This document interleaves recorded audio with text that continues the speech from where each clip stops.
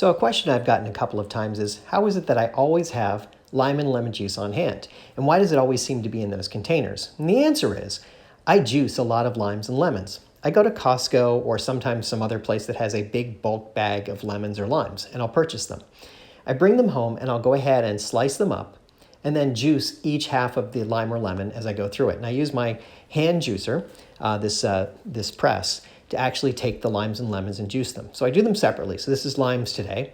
And what I do is I go ahead and I put it in. You put it in upside down so it squeezes all the lime juice out. I flip it over once and squeeze it again just to get the last of the essential oils out of the skin, and then flip it back and get the rest of the juice out.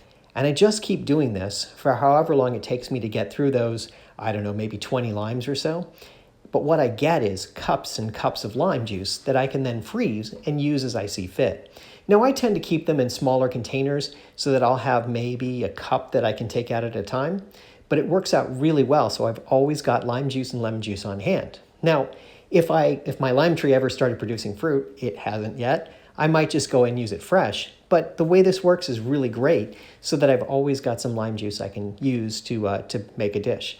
I'm always looking for some sort of citrus in my dishes. You may have noticed in a lot of my recipes, they call for either lime or lemon juice. It's because the citrus punch is really great. It's a really amazing flavor that you can add to a lot of things. So I just keep squeezing and squeezing and squeezing these limes and lemons. It may take 20 minutes to a half hour to do the whole bag, but I think it's well worth my time and effort to get it together and get something really delicious out of these limes. Now, to be fair, this does take a lot of effort and it does get kind of tiring. And I try not to do it too frequently, but every so often when my lime supply or lemon supply gets low, I start again.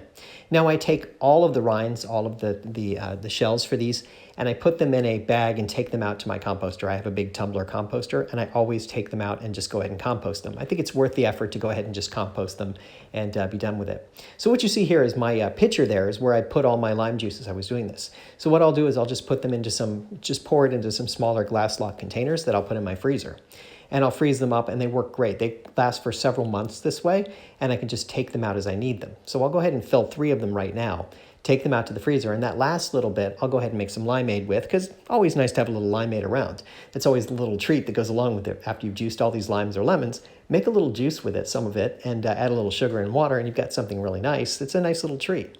So this is the way I keep my limes and lemons, and anytime I need them, I can just pull them out of the freezer. So hope that answers your question, and I find that it's really helpful, makes it very easy. I've always got juice on hand, and I don't have to worry about it.